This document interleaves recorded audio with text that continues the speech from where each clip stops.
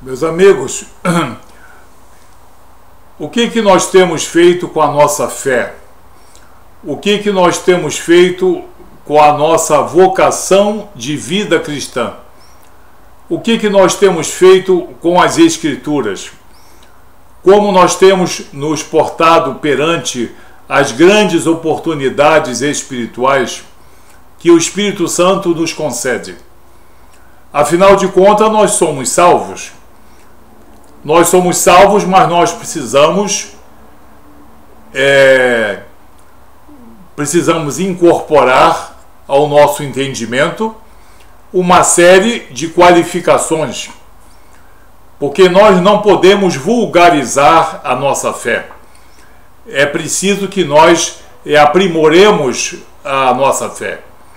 Aí muitos diriam: eu pensei que bastava ser salvo, fazer uma profissão de fé, ser batizado e sentar no banco da igreja. Não basta isso. Isso não é vida espiritual, isso não é vida cristã. Naturalmente, eu não vou dizer aqui tudo aquilo que eu gostaria de dizer, mas o seu pastor, por uma questão de ética cristã, é ele que vai definir o que é que você deve fazer na sua vida espiritual ou da sua vida espiritual, mesmo sendo cristão. Um dos textos que nos falam sobre a necessidade de nós cuidarmos da nossa fé, da necessidade de nós darmos um bom trato à nossa vocação espiritual, à nossa vocação cristã, está em 2 Pedro, na segunda epístola de Pedro. E vamos começar do verso 5. Nós vemos aqui que o apóstolo Pedro não está nada satisfeito apenas com a nossa condição cristã. Ele quer que nós edifiquemos, nós aperfeiçoemos essa fé cristã. Diz o apóstolo Pedro, e ele fala para homens e mulheres convertidos.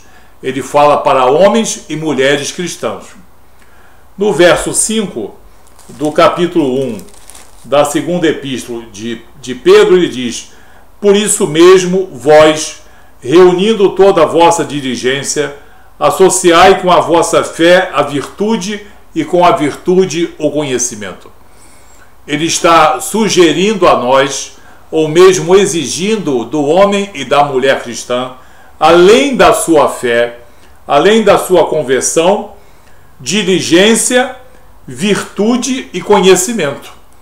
Conhecimento mesmo, conhecimento não apenas da palavra, mas tudo aquilo de útil, de apreciável, de louvável, que possa aumentar a nossa dimensão.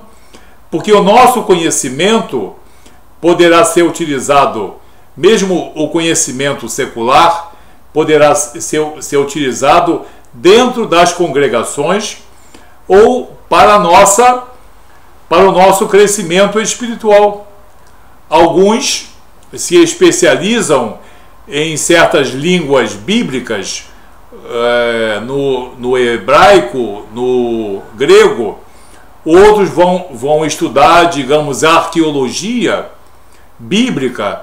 Outros vão estudar escatologia. Outros vão estudar técnicas hermenêuticas. Outros poderão estudar, digamos, história do povo hebreu.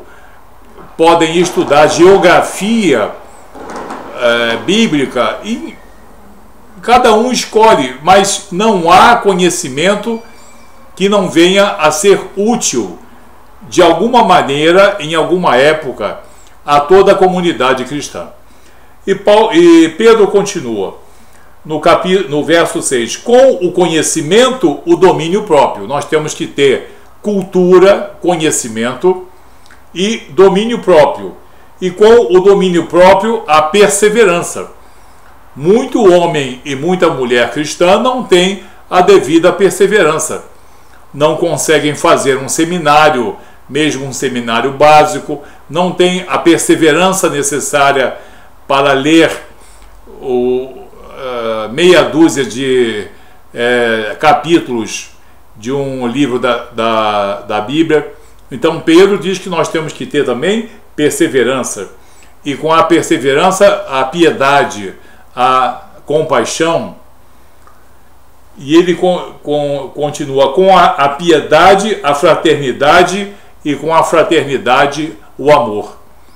Então você vê aqui que Pedro está falando aos cristãos que têm fé, mas ele diz: adicionem à vossa fé virtude, conhecimento, domínio próprio, perseverança, piedade, fraternidade e amor.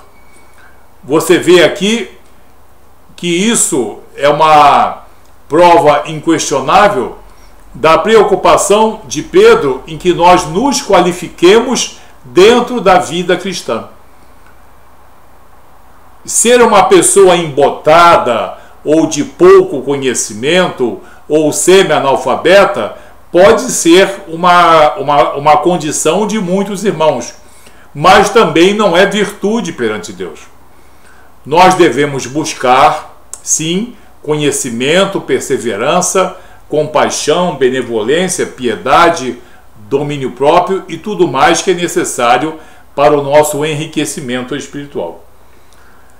E ele, no verso 8, diz uma coisa muito interessante, porque essas coisas, quer dizer, todas essas coisas que foram citadas, existindo em vós, quer dizer, ele já presume que em muita gente não existe. Essas coisas existindo em vós e em vós aumentando. Existindo em vós e em vós aumentando. Olha só a visão dinâmica que Pedro dá à nossa vocação cristã. É o chamado dinamismo da fé. É de fé em fé.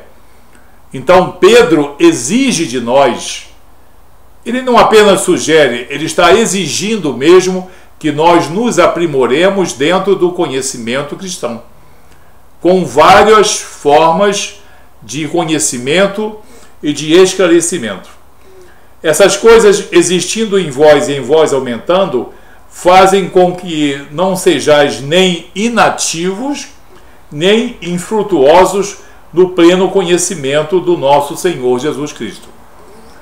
Então Pedro está dizendo: se vocês ficarem com a fé estagnada, aquela fé, que me perdoem, uma fé basal, uma fé fundamental, isso é uma prova de que vocês não têm apetite espiritual. E vocês não têm entendimento da dimensão do próprio Jesus Cristo e da fé com que foram contemplados. Então, o apóstolo Pedro, dentro da contextualidade bíblica, ele está certíssimo, nos conclamando, nos induzindo a um crescimento em todas as coisas dentro da fé cristã. E ele diz que essas coisas, se existem em nós e se em nós aumentarem, nós não seremos nem sequer infrutuosos, nem sequer inativos no conhecimento de nosso Senhor Jesus Cristo. É porque ele sabe que sempre existiu o cristão inativo e infrutuoso no conhecimento da dimensão da fé cristã. E isso é verdade para os dias de hoje. Se você é pastor, se você é evangelista, se você é professor de escola bíblica dominical, você sabe que isso é verdade atualíssima. E ele continua: pois aquele a quem essas coisas não estão presentes é cego. No termo original aqui é míope ou miotopos. É míope, só vendo o que está de perto, esquecido da purificação dos seus pecados de outrora. Aquele que não desenvolve a sua vocação cristã, aquele que não procura trabalhar a sua vocação, a sua fé cristã, é como se fosse um homem míope que só enxerga as coisas que estão perto. Ele está falando aqui de uma miopia espiritual que muitos de nós temos por não buscarmos essas coisas que ele sugere e até mesmo impõe. E ele continua, quase terminando estamos. Por isso, irmãos, procurais com diligência cada vez maior. Diligência cada vez maior. Olha a fé dinâmica. Olha não a fé estática, mas uma fé dinâmica. De um apóstolo com a envergadura de Pedro. Confirmar a vossa vocação e eleição. Aí dá muita discussão, né? Então é preciso ter cuidado com a nossa fé para nós confirmarmos perante Jesus a nossa vocação e a nossa eleição cristã. Porquanto, procedendo assim, não tropeçareis em tempo algum. Ele está dizendo aqui que as pessoas que não cuidam da sua vocação cristã ou da sua fé são muito mais sujeitos ao tropeço. E por último, uma frase que pode dar muita polêmica aqui. Pois desta maneira é que vos será amplamente suprida a entrada no reino eterno de nosso Senhor e Salvador Jesus Cristo. Vos será amplamente suprida a entrada. Haverá entrada ou não, afinal? Certamente haverá entrada, mas com maior ou com menor galardão. Então, nós vemos aqui que é o ponto de vista não de um franco atirador, é o ponto de vista de um homem com envergadura apostólica. É o Pedrão, o apóstolo Pedro, conviva de Jesus, que não apenas viu e ouviu, mas ouviu de perto todos os ensinamentos do Mestre. E ele nos traz esse ensinamento da necessidade de nós temos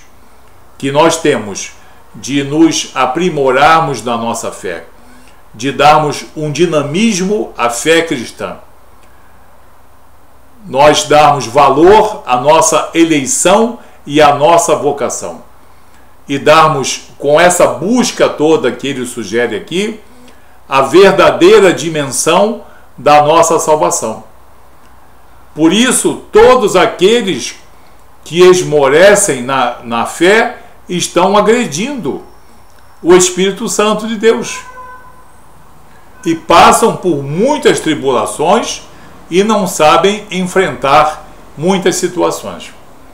Então, vamos seguir o que o apóstolo Pedro diz aqui no capítulo 1, que fala sobre a prática progressiva das graças cristãs e dos seus bons resultados. Então, não façamos da nossa fé uma coisa menor, uma coisa transitória, uma coisa estática, mas façamos da nossa fé uma situação dinâmica, uma situação de busca constante, de aprimoramento constante no campo moral e no campo espiritual. E se você gosta de conhecimento científico, conhecimento tecnológico, se você quer incorporar aos seus ensinamentos cristãos uma série de outras matérias, de preferência correlacionadas ao próprio cristianismo, às bases teológicas, isso será muito bem visto. E não existe nenhuma condenação para isso. Não existe nenhuma condenação para o chamado conhecimento secular, mas dando preferência a todo conhecimento, a toda erudição que venha a ser mais facilmente aplicável ao crescimento, não apenas meu e teu, mas de todo o povo cristão.